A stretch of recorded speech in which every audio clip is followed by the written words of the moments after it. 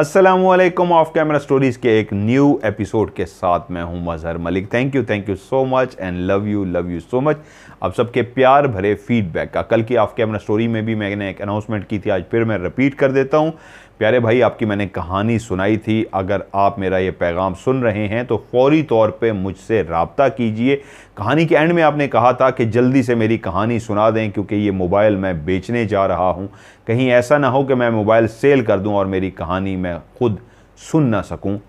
कहानी सुनने के बाद भी आपने एक मैसेज किया था, आपको मैं याद दहानी करा दूँ। आपने कहा था ये वही कहानी है जिसमें आपका एक भाई जो बहुत ही खूबसूरत था, मैंने कहानी के दौरान आपकी तस्वीर भी भाई की दिखाई थी जिसमें दरख्त को काटा गया था, तो उस दरख्त से बाकायदा खून भी निकला था और उस दरख्त पे जो जिन्नात थे उन्होंने आपकी भाई की आंखों को छीन लिया था और कहा था हम इसको अपने साथ लेके जाएंगे, और उसको खूबसूरत से चांद से बच्चे को वो जिन्नात अपने साथ ले गए, यानी कि वो इस दुनिया से बेचारा चला गया।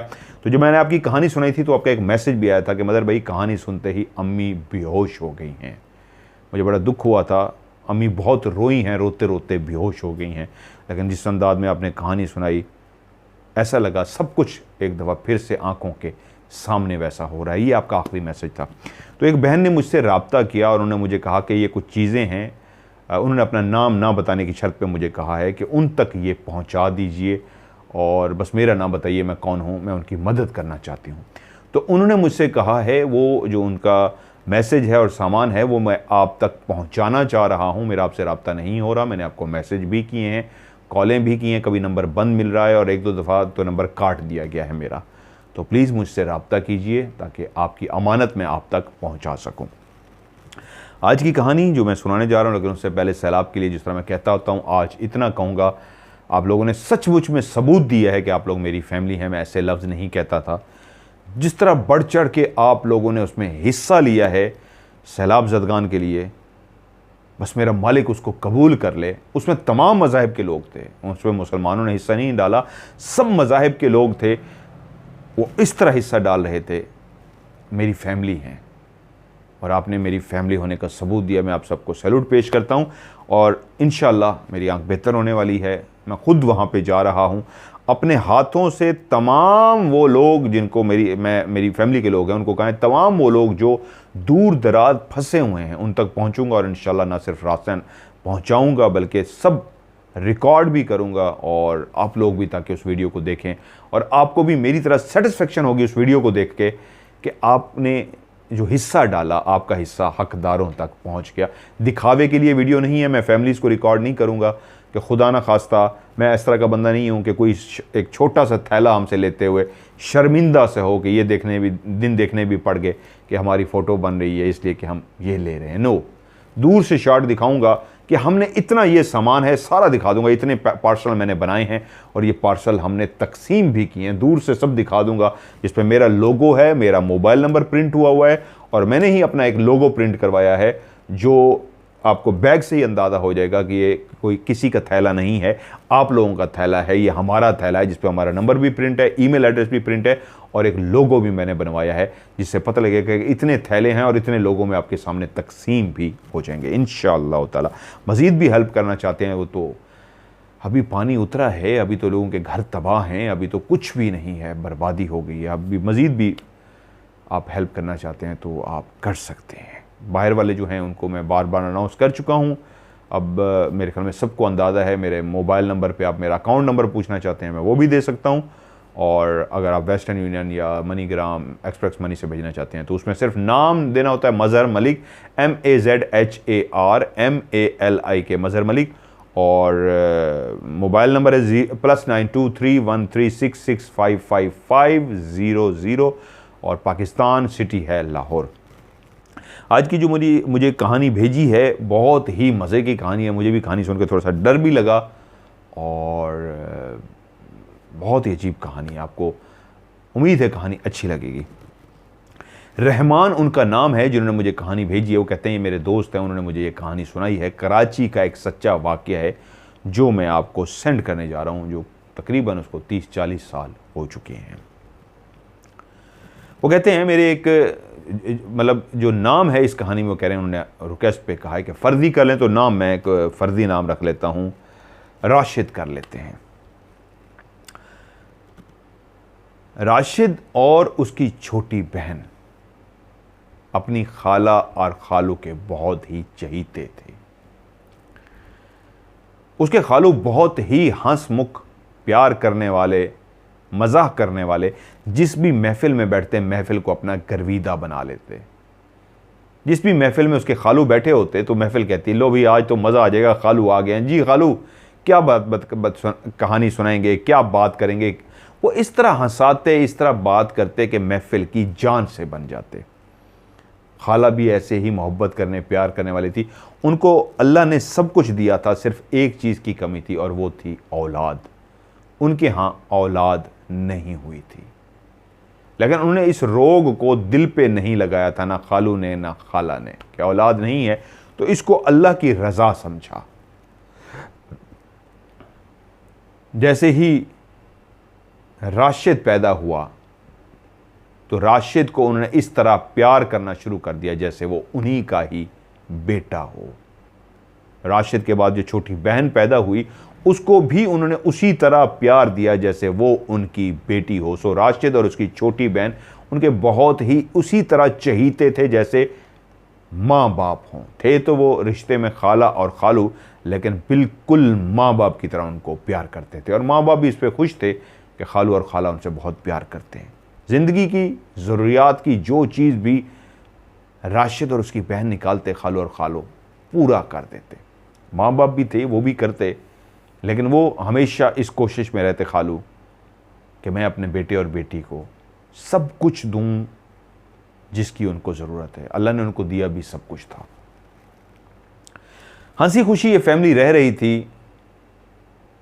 अपने माँ बाप से भी राशिद को प्यार था, बड़ा हो चुका था, समझदार हो चुका था, लेकिन खालू और खाला से उसी तरह मोहब्बत करता जैसे वो भी उसके माँ बाप, और उसकी बहन भी ऐसा ही करती। वक्त गुजरता रहा, राशिद जवान हो गया, बहन भी उसकी काफ़ी बड़ी हो गई। घर से तकरीबन 2 गलियां छोड़ के तीसरी गली में खालू का घर था।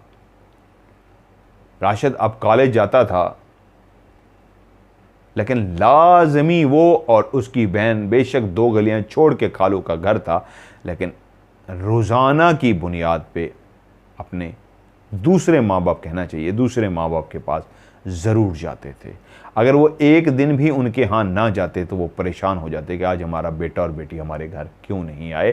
तो अगर किसी दिन ये नहीं जा पाते थे तो खाला और खालू शाम को इनके घर आ जाते पूछने के लिए, आज मेरा बेटा और मेरी बेटी क्यों नहीं आए। खालू इनको बेटा और बेटी ही कहते थे कि ये हमारा बेटा है और ये हमारी बेटी ही है। बहुत सारे लोग हैं जिनके यहाँ औलाद नहीं होती, और बहुत सारे लोग ऐसे हैं जिनके अल्लाह ने इतनी हिम्मत और सब्र दी होती है कि औलाद ना भी हो तो वो अल्लाह की रज़ा समझ के उसको कबूल कर लेते हैं। और बहुत सारे लोग शादी के चक्कर में भागते हैं, वो ये भूल जाते हैं अगर उसने देना हुआ तो इसी से ही दे देगा, जो ना देना हुआ तो वो जितनी शादियां कर ले। खैर ये एक ऐसा फ़लसफ़ा है, इस पर मैं अभी बात करके क्रिटिसाइज़ नहीं होना चाहता। खैर वक्त गुज़रता रहा, कराची में ये फैमिली आबाद थी, और एक दफ़ा ऐसा हुआ, शादी थी हैदराबाद में, सारी फैमिली ने वहीं पे जाना था। खालू ने, खाला ने, राशिद के माँ बाप ने और छोटी बहन ने तैयारी की शादी पे जाने की। और ये उन दोनों की बात थी जिन दोनों राशिद के फाइनल ईयर्स के पेपर हो रहे थे।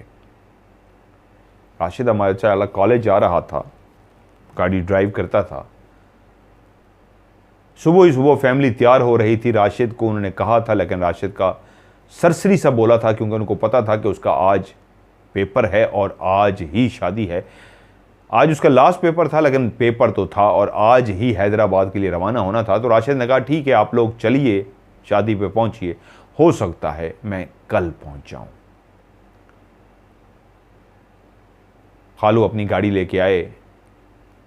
खालू, खाला, राशिद के माँ बाप और छोटी बहन शादी के लिए रवाना हो गए। राशिद कॉलेज गया, आज उसका आखिरी पेपर था, उसने पेपर दिया, उसका पेपर अच्छा हो गया। घर आया, आज वो बहुत थका हुआ था क्योंकि इतने दिनों से वो पेपरों की तैयारियों में था, कोई भी उसको होश नहीं था, मुसलसल काम किए जा रहा था, पढ़े जा रहा था, पढ़े जा रहा था कि पेपर अच्छे हो जाएं। और आज जब आखिरी पेपर भी हो गया तो उसके सर से एक बोझ सा था जो उतर गया। ऐसा घर पहुंचा कि आते ही ऐसी गहरी नींद सोया कि जैसे वो 2 दिन 3 दिन उठने का नाम ही नहीं लेगा। क्योंकि जब कॉलेज के दिनों में पेपर होते हैं, अमूमन सबके साथ ऐसा होता है कि नींदें हराम हो जाती हैं, खौफ सा बैठ जाता है और इंसान बहुत कम सोता है। जैसे ही पेपर ख़त्म होते हैं इंसान लंबी तान के सो जाता है, और वो भी लंबी तान के सो गया, घोड़े गधे बेच के सो गया। वो थका हुआ भी तो बहुत था, उसने कितने दिनों से नींद नहीं ली थी। और जब आज गहरी नींद सोया तो उसको कोई होश नहीं। वो ये सोच के सोया था कि मैं शाम को 8 बजे उठूंगा, खाना वगैरह खाऊंगा और उसके बाद फिर सो जाऊंगा।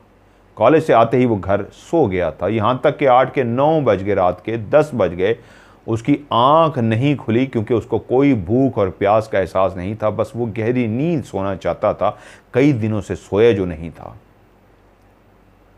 ये रात का कौन सा पहर था कि उसके साथ रखा हुआ मोबाइल बजना शुरू हो गया। मोबाइल की घंटी बजती रही, बजती रही, बजती रही। वो इतनी गहरी नींद सोया था कि उसके बावजूद उसकी आंख नहीं खुली, यहाँ तक कि मोबाइल की घंटी बजते बजते बंद हो गई। उसको सोए हुए काफ़ी घंटे हो गए थे, असूलन उसको जाग जाना चाहिए था, लेकिन वो बहुत ही गहरी नींद सो रहा था कि दोबारा से मोबाइल की घंटी बजनी शुरू हुई। नींद की वादियों में खोए हुए दूर कहीं कोई ख्वाब देखते हुए उसको एहसास हुआ कहीं दूर किसी गिरजा घर में घंटियां हैं, टन टन टन टन घंटियां बज रही हैं। घंटियों की आवाज़ जूं जूं करीब आती जा रही है। जो दूर से एक बड़ा जो घड़ियाल लगा हुआ था या बड़े सा बेल लगी हुई थी जो ज़ोर ज़ोर से बज रही थी, दूर कहीं से आवाज़ आ रही थी। अब वो आवाज़ करीब आती जा रही थी, आती जा रही थी, आती जा रही थी। यहाँ तक कि दिमाग ने कहा नहीं, ये तो आवाज़ बिल्कुल करीब से है। तो एकदम से उसकी आंख खुल गई। जब आंख खुली तो उसने देखा उसके तकिए के पास रखा हुआ मोबाइल मुसलसल बज रहा है। उसने कमरे की लाइट जलाई, टाइम देखा तो वो एकदम हैरान रह गया। रात का 1 बज रहा था। उसको याद आया कि उसने खाना भी नहीं खाया, उसने पानी तक नहीं पिया और वो ऐसी गहरी नींद सोया है। कॉलेज से वापस आ के जब वो पेपर दे के पहुंचा है तो उस वक्त से सोया, अभी तक सो रहा है। और उसको याद आया कि उसकी आंख मोबाइल की घंटी बजने से खुली है। उसने मोबाइल उठाया, गहरी नींद में था, कान से लगाया और बोला हेलो। साथ ही उसके वालिद साहब की आवाज़ आई, राशिद बेटा सो रहे हो अभी तक? राशिद बेटा सो रहे हो? जी अबू जी मैं सो रहा था। अबू जी आप शादी वाले घर खैरियत से पहुंच गए हैं? हाँ बेटा हम खैरियत से पहुंच गए हैं। बस तुम्हें बताना था, जाते हुए रास्ते में एक्सीडेंट हो गया था। हम लोग सब खैरियत से हैं, हमें ज़्यादा चोटें नहीं आई, बस थोड़ी सी मामूली सी खराशें आई हैं, लेकिन अल्लाह का लाख लाख शुक्र है हम बच गए हैं। ये सुनना ही था, राशिद एकदम से घबरा के उठ के बैठ गया। अब ठीक है ना अबू, किसी को कोई चोट तो नहीं आई? उसकी सारी नींद उड़ चुकी थी। एक्सीडेंट का सुनते ही वो खौफजदा हो गया था। ये लफ्ज़ ही ऐसा होता है, किसी को भी हिला के रख देता है। उसने कहा अबू सही से बताएं, आप मुझे बताएं ना, सब खैरियत से? उसने कहा हाँ बेटा मैं आपको यही बताने के लिए फ़ोन किया है, सब खैरियत से हैं, किसी को ज़्यादा गहरी कोई चोट नहीं आई, हल्की फुल्की चोटें आई हैं। तो हम लोग फिर भी एहतियातन हस्पताल आ गए हैं, लेकिन मैंने कहा तुम्हें इतला दे दूँ, कोई परेशानी की बात नहीं है। राशिद बोला बस मैं अभी निकलने लगा हूँ। बाप ने कहा आराम से, इतनी जल्दी ज़रूरत नहीं है। इस तरह इमरजेंसी में निकलोगे तो खुदा न खास्ता तुम्हारे साथ कोई हादसा ना हो जाए, आराम से उठो और आराम से रवाना हो। उसने कहा बस अबू मैं निकल रहा हूँ। उसने फ़ोन किया, वालिद साहब से एड्रेस पूछ लिया। वो तकरीबन 3 घंटे के फासले पे अस्पताल था जहाँ पे वालिद साहब बता रहे थे। वो जल्दी से उठा, तैयार हुआ, गाड़ी निकाली और रवाना हुआ। जैसे ही घर से बाहर निकला तो उसने देखा कि रात के इस टाइम आसमान तारों की बजाय बादलों से घिरा हुआ है। और ना सिर्फ बादल हैं, बल्कि ऐसे बादल कि गाड़ी जैसे ही घर से बाहर निकली तो वो शायद ऊपर आसमान की तरफ तवज्जो ना देता, लेकिन जिस वक्त वो बिजली सी चमकी थी तो उसको अंदाज़ा हुआ कि आसमान पे जो बिजली चमकी है तो इसका मतलब है आसमान पे बादल आए हुए हैं। गलियों से निकलता हुआ जब वो मेन रोड पे पहुंचा तो उसी वक्त हल्की हल्की बूंदाबांदी भी शुरू हो गई। जिस पूरे आसमान को बादलों ने ढांप रखा था, अब वो बादल बरसने को जो तैयार थे, बरसना शुरू हो गए थे। गाड़ी वो तेजी से चला के अपने वालदैन तक जो पहुंचना चाहता था और ऊपर उस बिजली को देख के टटक गया था कि या अल्लाह कहीं बारिश ही ना हो जाए। तो अब गाड़ी की आगे वाली स्क्रीन के ऊपर बारिश की बूंदें, बारिश के कतरे गिरना शुरू हो गए थे।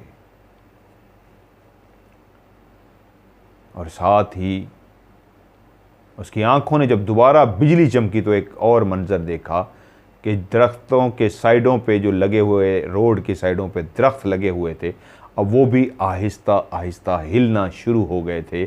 मतलब सिर्फ बूंदाबांदी शुरू नहीं हुई थी, हवा भी चलना शुरू हो गई थी।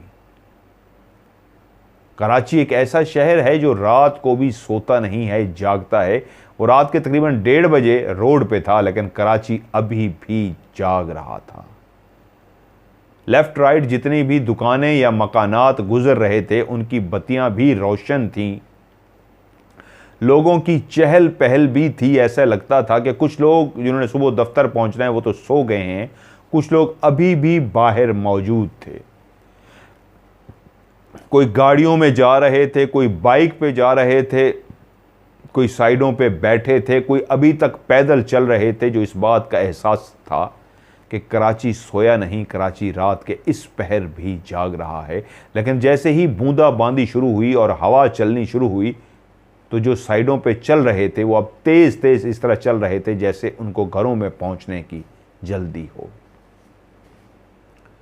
उसी वक्त बादल एक जोर से गरजा। बादल जब गरजता है, बिजली चमकती है तो एक और ही खौफनाक भयानक सा सीन पैदा होता है। और ऐसा ही हुआ। जब बादल गरजा और बिजली चमकी तो वो जो बूंदाबांदी थी, जिसकी आवाज़ अभी रिम झिम की सी थी, उसकी आवाज़ इस तरह तेज़ हो गई कि विंड स्क्रीन पे, सामने वाली गाड़ी की स्क्रीन पे अब बाकायदा तेज़ी से जो कतरे बारिश के गिर रहे थे उसका शोर पैदा होना शुरू हो गया। इसी तरह रात की जब खामोशी हो और आप ट्रैफिक का शोर भी हो, लेकिन आपने गाड़ी के शीशे बंद किए हुए हों तो अंदर एक खामोशी का सा एहसास होता है। बारिश फिर भी शोर मचाती है, बूंदाबांदी हो तो रिम झिम हो तो कम शोर आता है, जैसे ही तेज़ होती है तो एक शोर सा मच जाता है। और गाड़ी के छत के ऊपर भी अब तेज़ी से बारिश के कतरे गिर रहे थे, साइडों पे भी गिर रहे थे, सामने बोनेट पे भी गिर रहे थे। तो बारिश का शोर बढ़ता जा रहा था। मजबूरन उसको हटाने के लिए, उन कतरों को, स्क्रीन को क्लियर करने के लिए वाइपर चलाने पड़े। अब गाड़ी की उसको स्पीड थोड़ी सी स्लो करनी पड़ी क्योंकि बारिश तेज़ हो गई थी। अभी वो थोड़ी ही दूर आया था, जिस बूंदाबांदी रिम झिम से वो परेशान हो रहा था, तेज़ी से चलता हुआ आ रहा था, इर्द गिर्द जागते हुए लोगों को देख रहा था। वहीं पे ही जब बारिश तेज़ हुई तो आंधी या तूफान कहिए या वो तेज़ हवा जो चल रही थी वो इतना तेज़ चलना शुरू हो गई, उसका शोर गाड़ी के अंदर भी आने लगा।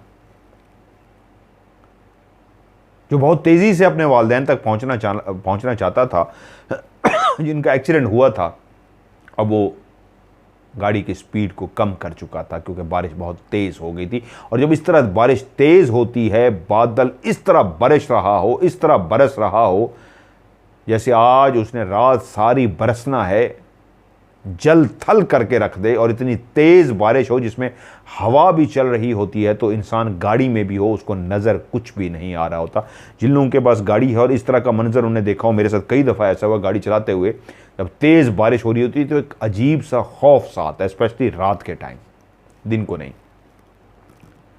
वाइपर तेज़ी से चल रहे होते हैं, पानी को हटा रहे होते हैं, बादल बरस तो रहा होता है, लेकिन वो जो रात के टाइम उसकी गरजने की साथ साथ आवाज़ आती है और बिजली चमकती है, तो रात अंधेरी होती है, घुप अंधेरा है, गाड़ी की हेडलाइट्स जल रही हैं, उसी में आप सामने धुंधला मंजर देख रहे हैं, क्योंकि विंडस्क्रीन मुसलसल वाइपर तो चल रहे हैं, धुंधली इसलिए है कि पानी हट तो रहा है, नमी की वजह से वो धुंधली हो जाती है। सामने भी बारिश है जो ऊपर से नीचे गिर रही है, तेज़ हवा भी चल रही है, दरख्त मुसलसल हिल रहे हैं। तो आपको गाड़ी तो स्लो चलानी होती है, लेकिन आप एक अजीब से खौफनाक मंजर में आ जाते हैं, आपको वाकई थोड़ा सा खौफ आना शुरू हो जाता है। उसके साथ भी ऐसा ही हो रहा था। वो गाड़ी चलाता रहा, बारिश मुसलसल होती रही, बादल गरजता रहा, बिजली फिर से कभी कभी बिजली चमकती तो फिर से उसका दिल थोड़ा सा डर सा जाता। इसी तेज बारिश के अंदर गाड़ी चलाते चलाते तकरीबन कोई उसको 1.5 घंटा हो चुका था। अब वो शहर की हदूद से बाहर आ चुका था। अब वो एक ऐसी जगह पे था जहां इर्द गिर्द लेफ्ट राइट पे जो पहले रोशनियां, लोग, घर, आबादी नजर आ रही थी, अब वीराना शुरू हो चुका था। लेकिन मंजर तो वही था, वही तेज बारिश थी, वही मुसलसल तेजी से चलते हुए वाइपर थे। गाड़ी की रोशनियां आगे जो मंजर दिखाती थी कि रोड मुश्किल से नजर आ रही थी, अब रोड के ऊपर बाकायदा पानी जमा होना शुरू हो गया था। रोड छुप गई थी उस पानी के अंदर जो जमा हो गया था, और मोटे मोटे कतरे थे जो तेजी से बाहर गिर रहे थे। गाड़ी का लेफ्ट और राइट आप शीशा देखें तो वो भी पानी में भीगा हुआ था। उसने थोड़े थोड़े गाड़ी के शीशे दोनों साइडों से नीचे कर दिए कि वेंटिलेशन हो जाती है, विंडस्क्रीन पे जो हब्स नमी आ रही होती है वो ख़त्म हो जाती है। तो उसने शीशे थोड़े से नीचे कर दिए और गाड़ी आहिस्ता से अब वो जो चला रहा था वो आगे बढ़ता रहा। अब पता नहीं क्यों उसके दिल में एक खौफ सा आना शुरू हो गया। वही बारिश जो थोड़ी देर पहले शहरी आबादी के अंदर से गुजरते हुए उसकी आंखों के सामने थी, बादल गरज रहा था, बिजली चमक रही थी, तेज बारिश हो रही थी, पत्ते लहरा रहे थे, दरख्त जोर जोर से हिल रहे थे इस अंदाज में जैसे अभी ज़मीन पे गिर जाएंगे, इतनी तेज़ हवा चल रही थी। वही हवा जो अपना एक शोर मचा रही थी, कहाँ बारिश का अपना शोर और वहीं पे वो हवा भी जो अपना शोर पैदा कर रही थी। एक खौफ का सा समा था। लेकिन जब अब शहरी आबादी ख़त्म हो गई थी और वीराना शुरू हो गया तो ये मंजर उसके लिए भयानक हो गया था। हवा का शोर, बारिश का शोर, बादलों का गरजना, बिजली का एकदम से कहीं से चमकना, पूरी सड़क का इंतहाई तेज रोशनी में जो बिजली से तेज रोशनी निकलती, उजाला ही उजाला हो जाता। स्टीयरिंग पे हाथ रखे गाड़ी को चलाते हुए वो एहतियात के साथ गाड़ी चला रहा था। लेकिन अब उसको, वो दिलेर था, बहादुर था, लेकिन बहुत ज़्यादा डरने वालों में से नहीं था। लेकिन इस लम्हे पता नहीं उसको क्या हुआ कि जब भी अब बादल गरजता और तेज़ जो हवा अब गाड़ी के अंदर भी आ रही थी, क्योंकि उसने शीशे दोनों नीचे किए हुए थे काफ़ी, तो बादल अपना जो शोर मचा रहा था, हवा जो कुछ कह रही थी, शोर मचा रही थी, दरख्तों को हिला रही थी, सबको झूमने पे मजबूर कर रही थी। अब वही शोर करती हवा अंदर भी शाएं शाएं करती हुई आ रही थी। जब आपकी गाड़ी चल रही हो और तेज़ हवा क्रॉस कर रही हो, जो बाहर आंधी आई हुई हो, तो ऐसे लगता है जैसे चुड़ैलें आवाज़ें बोल रही हों, चुड़ैलें कुछ कह रही हों, चुड़ैलों की आवाज़ें आ रही हों। और उसकी गाड़ी में भी ऐसा ही मंजर था, अजीबोगरीब एक आवाज़ की शाएं शाएं थी। छत के ऊपर बारिश गिरने का शोर था, बोनेट के ऊपर भी बारिश गिरने का शोर था, लेकिन हवा की जो शाएं शाएं थी वो बहुत ही खौफनाक थी। उसी लम्हे बिजली चमकी, बहुत तेज बिजली इस तरह चमकी, बादल पहले गरजा और बिजली चमकी, और उसकी सड़क पे सामने बिल्कुल उजाला ही उजाला हो गया उस बिजली के चमकने की वजह से। और जैसे ही उजाला हुआ, उसने सामने मंजर देखा। रोड के बिल्कुल दरमियान में एक इंसानी कपड़ों में मलबूस जैसे कोई ह्योला होता है, सामने खड़ा है और हाथ के इशारे से इस तरह कर रहा है जैसे रुकने का इशारा कर रहा हो। राशिद जो पहले ही थोड़ा सा घबरा चुका था इस मंजर से, जो एक बारिश का भयानक मंजर था, उसके दिल में वसवसे आने शुरू हो गए। रात के इस पहर, वो भी इस वीराने में, रोड के बीच में कौन खड़ा है? उसने किस्से कहानियां सुन रखी थी, फिल्में देख रखी थी। फिल्म के अंदर भी उसने देखा था कि रात के इस पहर को इस तरह हाथ देखता है तो वो कोई चुड़ैल होती है, वो कोई भूत होता है, वो कोई जिन होता है, वो कोई अजीब सी मखलूक होती है और इस तरह गाड़ी को हाथ देती है। तो वो इस तरह बातें सोचना शुरू हो गया। जो अभी मंजर दूर था, गाड़ी की स्पीड इतनी ज़्यादा नहीं थी, तो वो डरना शुरू हो गया कि ये क्या है, मैं रोकूं ना रोकूं। साथ ही उसके दिल में ख्याल आया, मैं तो ये कहानियों किस्से वाली बातें सोचना शुरू कर दी है मैंने, फिल्मों में जो दिखाते हैं वो सोचना शुरू कर दिया। कोई इंसान भी तो हो सकता है जिसको मदद की ज़रूरत है, तो मुझे क्या करना चाहिए? क्या रोकना चाहिए या गाड़ी बढ़ानी चाहिए? क्योंकि जब बिजली चमकी थी तो दूर से नज़र आ गई थी। बारिश जब हो रही हो तो दूर का मंजर इतना क्लियर नहीं होता जब तक आप पास पहुंच ना जाएं, लेकिन बारिश में जब बिजली चमकती है तो दूर दूर तक नजर आता है, क्योंकि बिजली की रोशनी बहुत ज़्यादा होती है। तो उसने उस रोशनी में दूर किसी को देख लिया था। अब वो इतनी देर में सोचता सोचता उसके करीब पहुंच रुका था। दोनों तरफ जंगल था, दोनों तरफ दरख्त ही दरख्त, वीराना था, और जो कोई भी था वो सड़क के बीच में उसको रुकने का इशारा कर रहा था। यहाँ तक कि उसकी गाड़ी बिल्कुल करीब पहुँच गई, और जैसे ही गाड़ी उसके करीब पहुँची तो लाइट्स की रोशनी में, बरसती बारिश में, शोर करती हवा के उस मंजर में उसने देखा कि जिस जगह पे उसको रुकने का इशारा किया गया था, अब वहां पे कोई भी नहीं है। उसकी स्पीड खुद ब खुद स्लो हो चुकी थी कि अगर कोई ऐसा है मोहताज, ऐसा ज़रूरतमंद जिसको वाकई रात के इस पहर मेरी ज़रूरत है, तो मैं पूछ तो लूँ। फिल्में और कहानियों वाली बातों से निकल के जो मैं खाम खा सोचना शुरू हो गया हूँ कि पता नहीं कोई जिन्न भूत है, कोई इंसान भी हो सकता है। लेकिन जैसे ही वो करीब पहुंचा तो वहाँ पे कोई भी नहीं था। तो उसको लगा यह मेरा वहम था या वाकई यहाँ पे कोई था।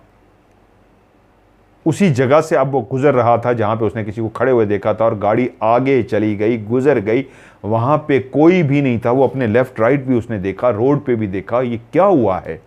अभी तो यहाँ पे कोई मौजूद था, चंद सेकंड पहले मैंने सोचा, ऐसे मेरे दिमाग में कुछ ख्याल आए, मैं इसके करीब पहुंचा और ये गायब भी हो गया। या अल्लाह खैर, ये क्या हुआ है?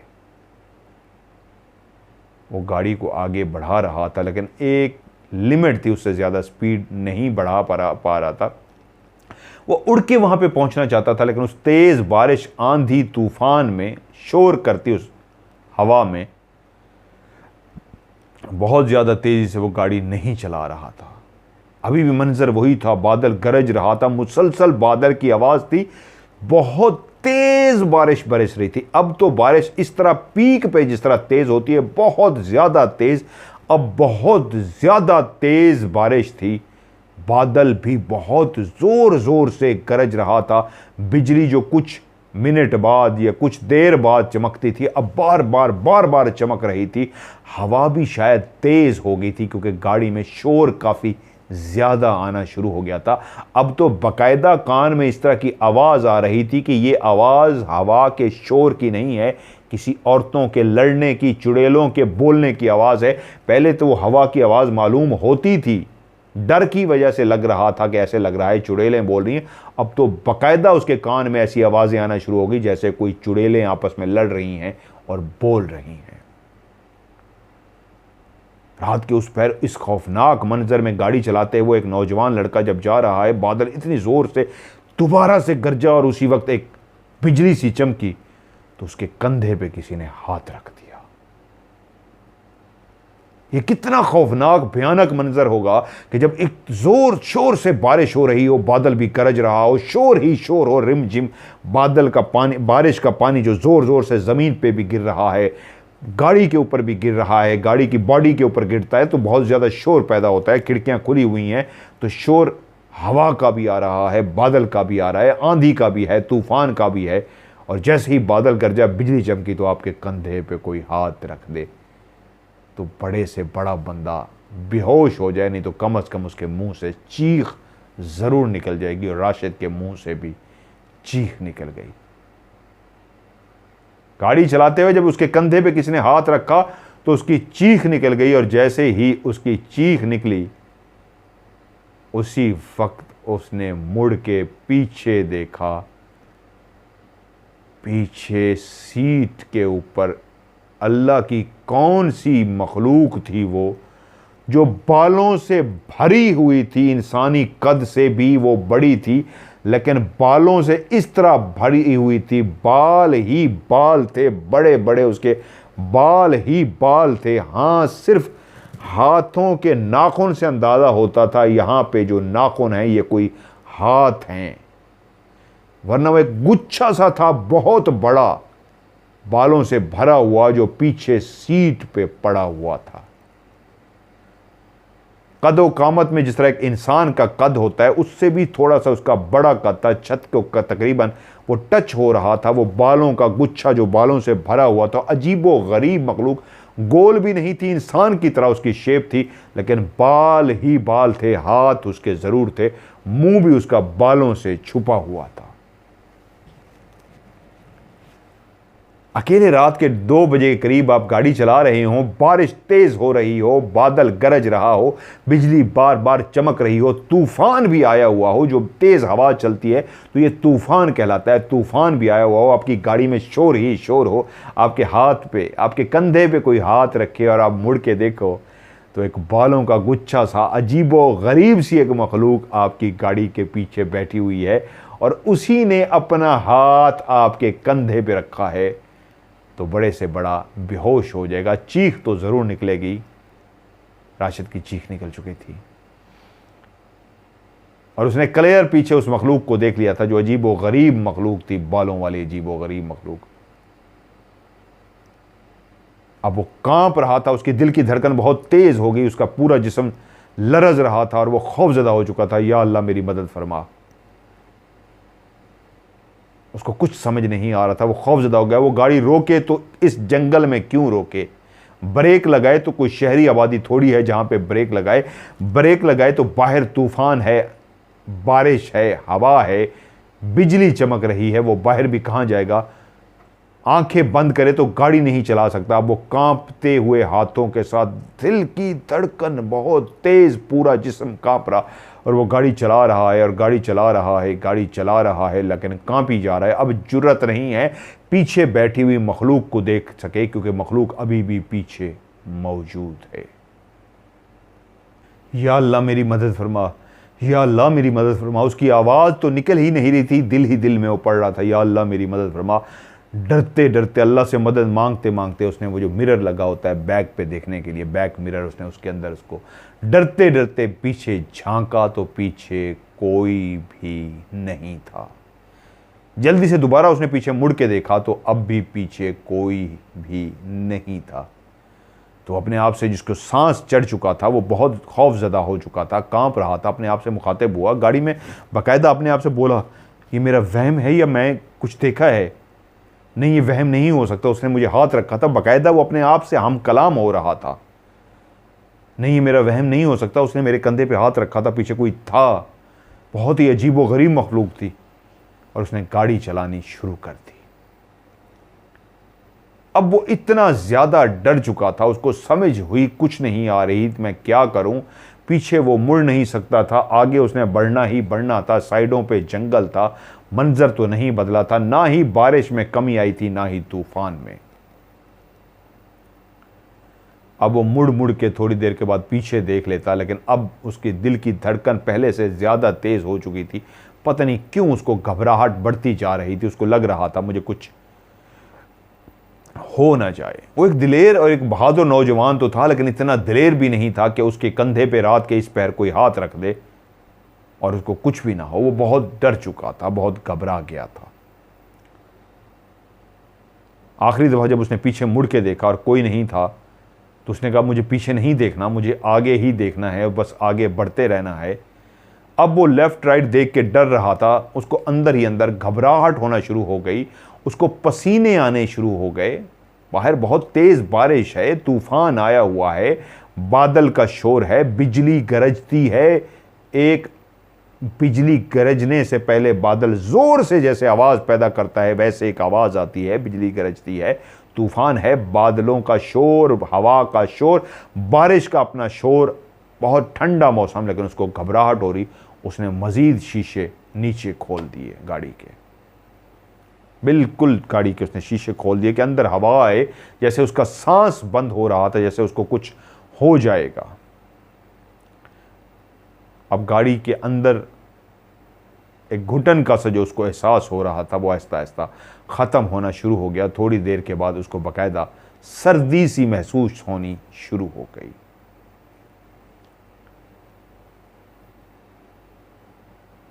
क्योंकि बहुत ठंडी यख हवा अंदर आ रही थी। अभी वो सोच ही रहा था कि गाड़ी के शीशे ऊपर कर दे,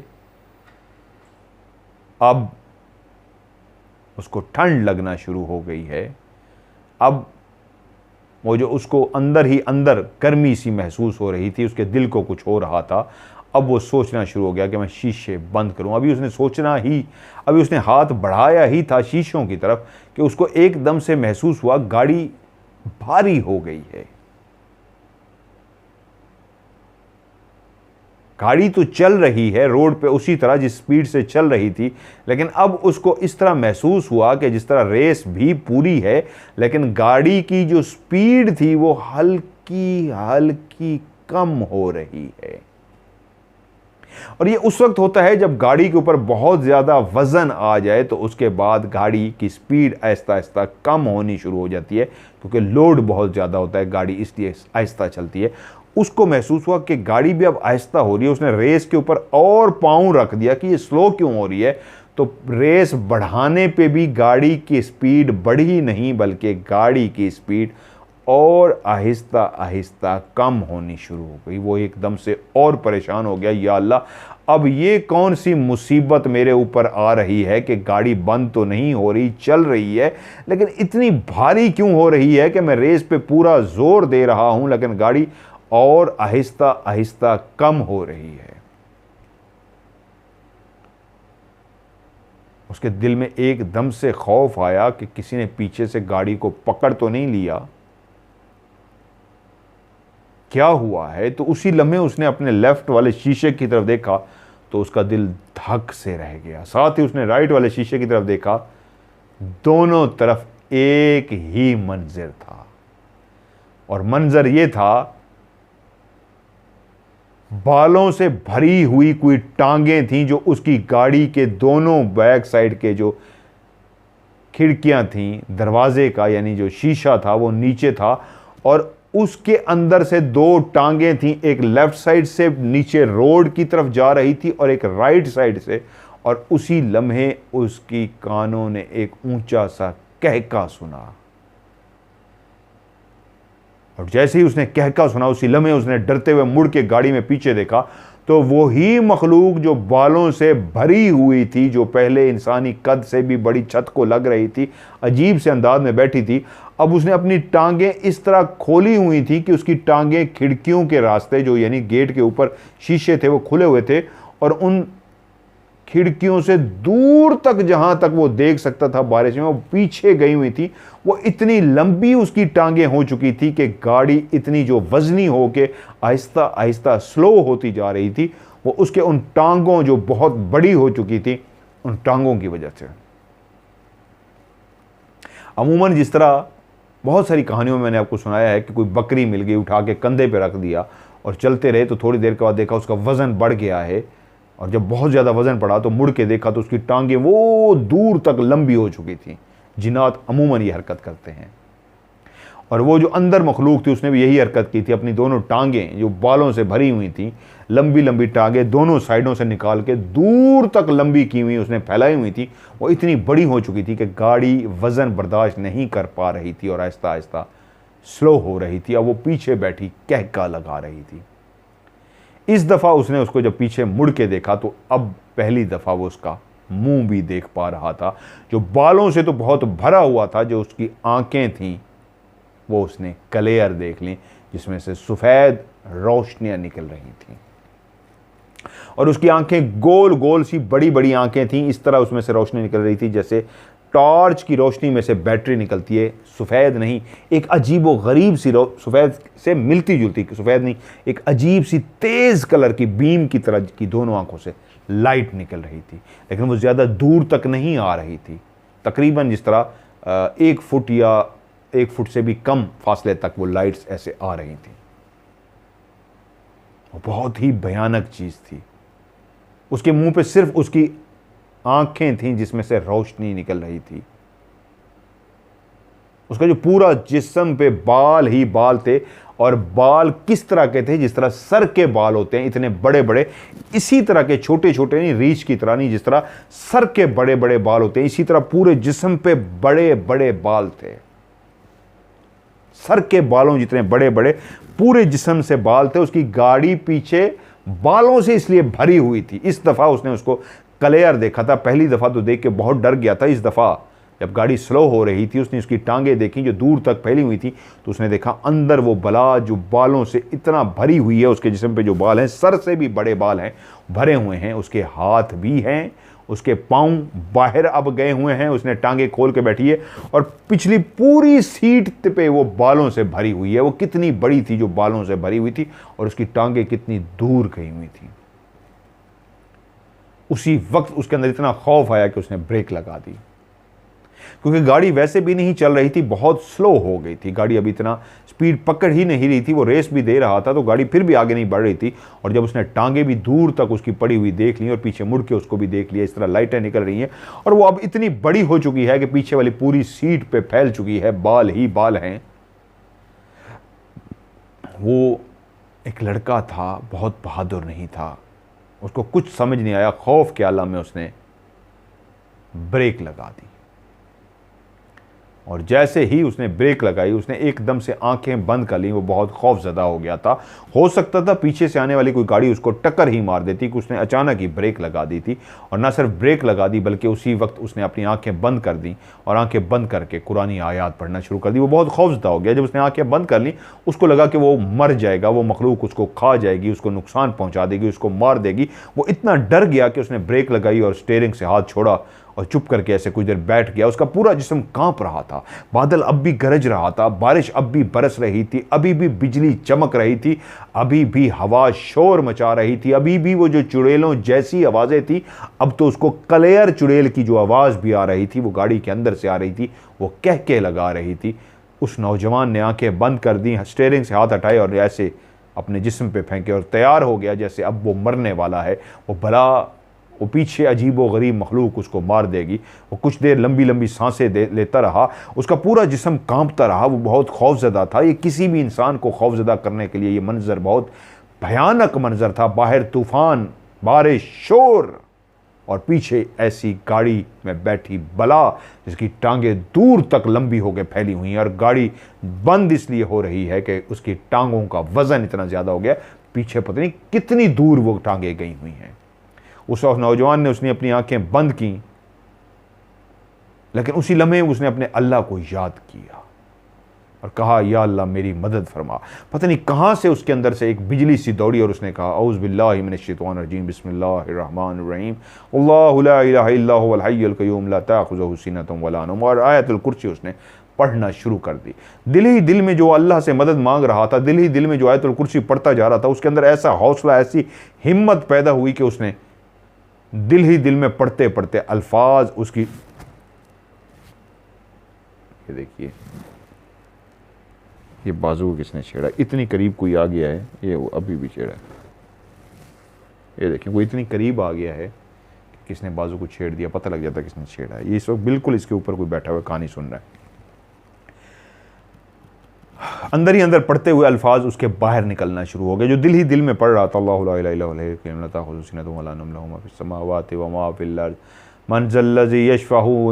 क़य्यूम, उसकी आवाज़ बाहर निकलना शुरू हो गई। अब वो ऊंची आवाज़ में गाड़ी में ब्रेक लगा के जो लड़का बैठा हुआ ऊंची आवाज़ में गाड़ी के अंदर आयतुल कुर्सी पढ़ रहा है, पढ़ी जा रहा है, पढ़ी जा रहा है, पढ़ी जा रहा है। जब 2, 3, 4 दफ़ा उसने आयतुल कुर्सी पढ़ ली तो उसने अपने ऊपर फूंक मारी, और जैसे ही अपने ऊपर फूंक मारी तो उसके अंदर से एक हिम्मत आ गई, एक हौसला आ गया, जैसे अल्लाह ने उसको ताकत अता की। उसने उसी वक्त मुड़ के पीछे देखा तो पीछे कोई भी नहीं था। अब जैसे उसके अंदर एक हिम्मत, एक हौसला सा आ गया था। अब जैसे खौफ उसका थोड़ा सा अभी भी था, वो कांप रहा था, लेकिन जैसे उसका खौफ थोड़ा सा कम हुआ था। गाड़ी स्टार्ट थी, ब्रेक लगा खड़ी थी, बंद नहीं हुई थी। उसने गाड़ी को चलाया और गाड़ी चल पड़ी। गाड़ी अब बिल्कुल हल्की फुल्की थी, पहले की तरह उसका जो वजन था वो ख़त्म हो चुका। गाड़ी को स्पीड बढ़ाते बढ़ाते वो पहले जितनी स्पीड में ले आया। अब वो मुसलसल पीछे भी मुड़ के देख लेता, लेकिन इस वक्त वो रिलैक्स हो चुका था। तकरीबन उसका सफ़र ख़त्म ही होने वाला था। कोई 10 मिनट के फासला अभी रहता था उस अस्पताल का जहाँ पे उसने पहुँचना था। तो उसने दूर देखा, स्ट्रीट लाइट जो एक जल रही थी। अब आबादी आहिस्ता आहिस्ता शुरू हो गई थी, वो आबादी में दाखिल हो चुका था, उसको हौसला आ गया था। वैसे भी आयतुल कुर्सी पढ़ने के बाद बहुत हौसले में आ चुका था, उसका खौफ भी काफ़ी कम हो चुका था, लेकिन उस हद तक नहीं घबराया हुआ था। बहुत हद तक अपने खौफ पे भी कंट्रोल पा चुका था कि उसने सामने देखा स्ट्रीट लाइट की रोशनी जो ज़मीन पे पड़ रही थी। बारिश अब कुछ थम चुकी थी, हो रही थी, बहुत तेज़ नहीं हो रही थी, दरमियानी किस्म की बारिश हो रही थी। हवा रुक गई थी। अब हवा का जो शोर था वो नहीं आ रहा था, बारिश का अब भी शोर था। बादल जो बार बार गरजता था, अब वो भी गरजना कम हो गया था, बंद नहीं हुआ था। काफ़ी देर बाद आहिस्ता से गरजता था और बिजली चमकती थी। आसार बताते थे कि बिजली भी रात सारी चमकेगी, बादल भी रात सारी बरसेगा। कुछ देर के लिए सांस ले रहा है बादल, फिर तेज़ बरसेगा। लेकिन जैसे ही बारिश आहिस्ता हुई, बादल गरजना भी कम हुआ, हवा रुक गई, तो आंखों ने देखा जो इर्द गिर्द आबादी भी है, हौसला भी आ गया, कॉन्फिडेंस लेवल भी बढ़ गया, खौफ कम हो गया। सामने स्ट्रीट लाइट की रोशनी में देखा उसके खालू बेचैनी से टहल रहे हैं। ये चाल तो खालू की है। जैसे ही वो टहलते हुए मुड़े, उन पे गाड़ी की लाइटें पड़ी तो वो क्लियर नज़र आ गया, सामने खालू ही हैं। वो जल्दी से गाड़ी उनके बिल्कुल करीब लेके गया और उसने ब्रेक लगा दी, और खालू जैसे गाड़ी के ही इंतज़ार में थे, जल्दी से वो फ्रंट सीट पे आए, दरवाज़ा खोला और फ्रंट सीट पे बैठ गए। उसने खालू को देखा। पहली बात जो उसको हैरत हुई वो ये थी, खालू स्ट्रीट लाइट के नीचे खड़े थे, उनके ऊपर बारिश गिर तो रही थी, लेकिन उनके जो कपड़े थे वो गीले नहीं थे। हैरान हुआ इस बात पे कि खालू तो बारिश में ही खड़े थे, लेकिन उनके कपड़े गीले क्यों नहीं हैं। उसने खालू को सलाम किया। खालू ने कहा, वालेकुम अस्सलाम, चलो जल्दी से अस्पताल, मैं तुम्हारा ही इंतज़ार कर रहा था। उसने कहा, खालू सब कैसे हैं? उसने कहा, सब खैरियत से हैं। खालू सब कुछ चोटें तो नहीं लगी? खालू वो जो हंसते मुस्कराते शरारतें करते थे, आज वो भी उस हादसे की वजह से परेशान थे जो हादसा हो चुका था। आज उनके चेहरे पे भी हंसी नहीं थी, मुस्कुराहट नहीं थी। यकीनन एक हादसा हुआ था जिस परेशानी में वो अपने घर से अकेला निकला था रात के इस पहर। तो खालू भी परेशान थे। तो उसने पूछा, खालू सब खैरियत से हैं ना? उसने कहा, हाँ बेटा सब खैरियत से हैं, बस मैंने कहा तुमसे आखिरी मुलाकात कर लूँ, उसके बाद फिर मैंने जाना है। उसके जहन में एकदम आया, खालू ने कहाँ जाना? उसने कहा, खालू आपने कहाँ जाना है? उसने कहा, अस्पताल बेटा, बस जल्दी से अस्पताल चलो, अल्लाह खैर करे। वो परेशान हो गया। कोई ऐसी बात ज़रूर है, खालू भी परेशान है, क्या किसी को ज़्यादा चोट लग चुकी है, किसी के साथ कुछ हो चुका है या क्या हुआ है? तो उसने और गाड़ी की स्पीड बढ़ा दी, क्योंकि अब बारिश काफ़ी कम हो चुकी थी और खालू और वो जल्दी के साथ अस्पताल की तरफ बढ़ना शुरू हो गए। खालू उसके साथ बैठे हुए थे, खामोश थे, उनके चेहरे से नज़र आ रहा था कोई परेशानी वाली बात है। वो अजीब से परेशान, उलझे हुए थे। खालू को उससे पहले उसने इसी तरह परेशान कभी नहीं देखा था जैसे आज वो परेशान बैठे हुए थे। वो उनकी तरफ मुड़ के देख लेता, वो गुमसुम से, चुप से, जैसे कहीं दूर किसी ख्यालों में बैठे हों, उनका दिमाग यहाँ पे ना हो, किसी सोच में गुम हो, वो इस तरह चुप करके बैठे हुए थे। वो गाड़ी चलाता चलाता जब उसके सामने बिल्कुल अस्पताल आ गया और अस्पताल के गेट के अंदर जैसे ही दाखिल हुआ तो सामने ही उसने देखा रोशनी में उसके वालिद साहब टहल रहे थे। उसने कहा, खालू, अब्बू वो सामने टहल रहे हैं। जैसे ही उसने मुड़ के देखा तो उस सीट पे कोई भी नहीं था। वो खालू जो दरवाज़ा खोल के फ्रंट सीट पे आके बैठ गए थे, अब उस जगह पे कोई भी नहीं था। वो एकदम से परेशान हो गया, खालू कहाँ गए? उसने मुड़ के पीछे देखा, पीछे भी कुछ नहीं था। उसने गाड़ी साइड पे जल्दी से रोकी। वाले साहब उसके पास है और वो वाले साहब को ये बात बताने ही वाला था खालू वाली कि ये क्या हुआ है। वाले साहब ने उसका हाथ पकड़ा और कहा, जल्दी से अंदर आओ। वो वालिद के साथ चलता हुआ अंदर पहुंचा तो उसने सामने अपनी माँ को खड़े देखा, अपनी बहन को खड़े देखा, अपनी खाला को खड़े देखा, और अगले ही कदम पे बेड पे जिसकी मैयत को देखा कफन पहने हुए, वो उसका खालू था जो बिस्तर पे लेटा हुआ था, और उसके चेहरे से चादर बाप ने जाते ही हटा दी, क्योंकि अभी वो माँ बहन खाला को देख के आगे बढ़ ही रहा था कि सामने बिस्तर पे किसी को उसने लेटे हुए देखा जो चादर उसके ऊपर पड़ी हुई थी, और जैसे ही जाते ही बाप ने करीब से चादर हटाई तो वो आंखें बंद करके लेटा हुआ खालू था। एक सेकंड में उसको समझ लग गया, खालू इस दुनिया में नहीं रहे, खालू इस दुनिया से जा चुके हैं, ये उनकी लाश है। और उसी लम्हे उसकी बहन, उसकी माँ, उसकी खाला आके उससे लिपट गई और धाड़े मार मार के रोना शुरू हो गई। एक सेकंड में ही जैसे अंदाजा हुआ खालू इस दुनिया को छोड़ चुके हैं। सामने जो मैयत रखी है, लाश रखी है, ये खालू की है। बस ये दिमाग में एक एहसास जागा, खालू नहीं रहे, और बहन, माँ, खाला लिपट लिपट के उससे रोना शुरू हो गई। और वो गुमसुम बुत सा बना खड़ा उस जुमले को सोच रहा था जो बारिश में तो खड़ा था, लेकिन गाड़ी में बैठते हुए एहसास हुआ कपड़े उसके गीले नहीं थे। उसने कहा था, बस तुमसे आखिरी दफ़ा मिलने आया हूं, फिर मैंने जाना है कहीं। बस तुमसे आखिरी दफ़ा मिलने आया हूं, मैंने जाना है कहीं। कहाँ? उसने कहा, अस्पताल। तो वो कौन था जो गाड़ी में आया था और उसके साथ बैठा था? गुमसुम सा था, खालू तो था, लेकिन खालू की तरह हंसा नहीं था। माना इसलिए नहीं हंसा था कि अस्पताल में एक हादसा हो चुका था, सारी फैमिली वहीं पे जा रही थी, लेकिन वो उसने जुमला क्यों बोला था, तुमसे आखिरी दफ़ा मिलने आया हूं, फिर जाना है मैंने कहीं। वो भी धाड़े मार मार के वहीं पे रो पड़ा, और खालू की लाश के साथ लिपट लपट के वो रो रहा था। सारे घर वाले, यहां तक कि उसका बाप भी जो इस इंतजार में था बेटा पहुंच जाए, वो भी धाड़े मार के रो रहा था। एक बाप उसके साथ खड़ा था, एक वो बाप जिसने उसको बेटा बना के पाला था, उसके अपने सगे बाप से भी ज्यादा प्यार दिया था, आज इस दुनिया से रिश्ता तोड़ के एक और दुनिया में जा चुका था। सिर्फ जिसमें खाकी एक वहीं पे कफन में चादर में लिपटा, कफन में नहीं चादर में लिपटा, वहीं पे रखा हुआ था, और सारी फैमिली वहां पे रो रही थी।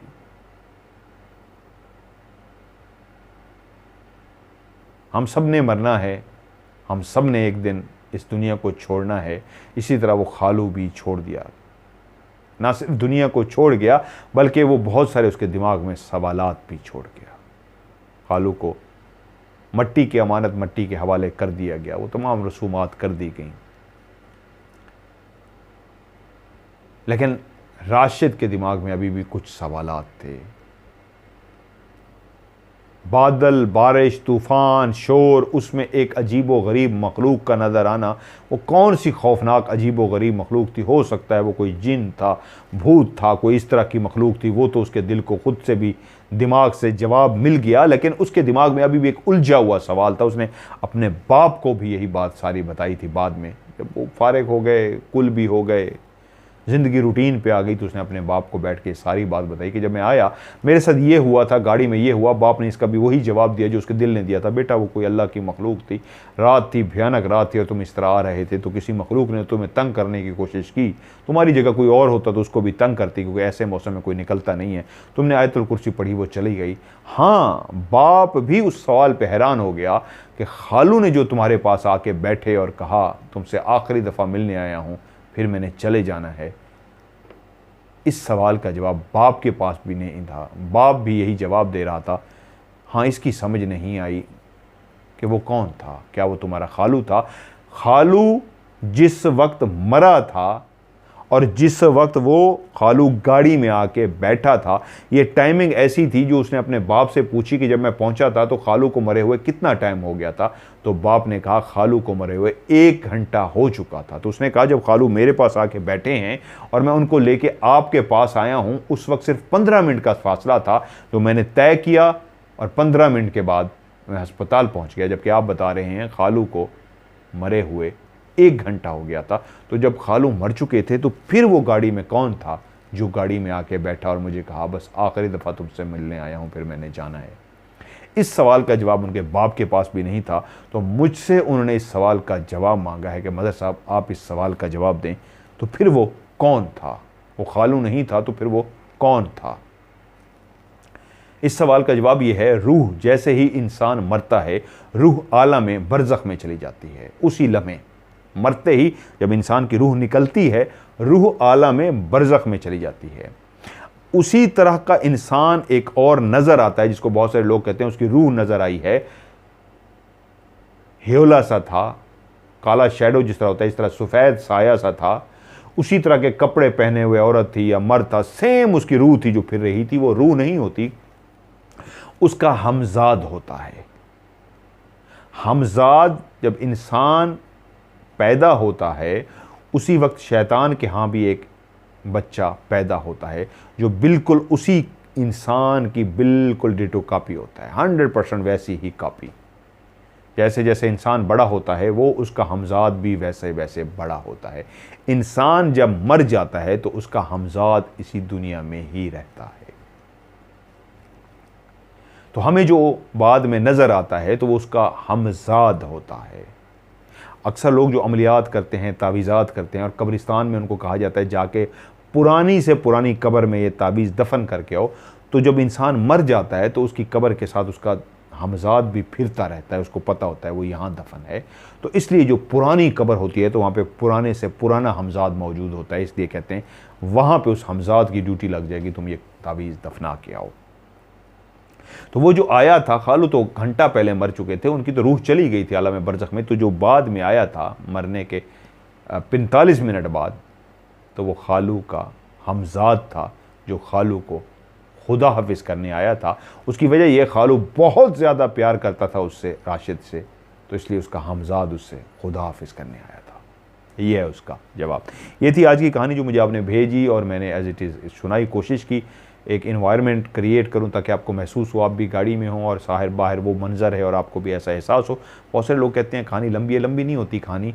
हमेशा कहानी को इंजॉय करने के लिए एटमॉस्फेयर क्रिएट हो तो फिर मज़ा आता है। बहुत सारे लोग कहते हैं और लंबी सुनाया करें, कुछ लोग कहते हैं लंबी ना सुनाया करें। तो मैं 3 कहानियाँ सुनाता हूँ, एक शॉर्ट सुनाता हूँ, 2 लंबी कहानियाँ सुनाता हूँ, ताकि एक आपकी भी फरमाइश पूरी हो, छोटी कहानी, और 1-2 कहानियाँ लंबी होती है ताकि इन्वायरमेंट करीब हो। सो कमेंट्स में ज़रूर बताइएगा कहानी आपको कैसी लगी, और आप भी अपनी कहानी भेजेंगे तो इंशाल्लाह आपकी स्टोरी को भी मैं प्रोग्राम में शामिल करूँगा। और ये कभी ना सोचिएगा कि आपकी कहानी प्रोग्राम में शामिल नहीं होगी। जितने लोग भी कहानियाँ भेजते हैं सबकी कहानी प्रोग्राम में शामिल ज़रूर होगी, लेकिन जब आपका नंबर आएगा। तो आज की ऑफ कैमरा स्टोरी से मुझे दीजिए इजाज़त। इंशाल्लाह एक और ऑफ कैमरा स्टोरी के साथ आपसे दोबारा मुलाकात होती है। अपना ढेर सारा ख्याल रखिएगा। खुदा हाफिज़।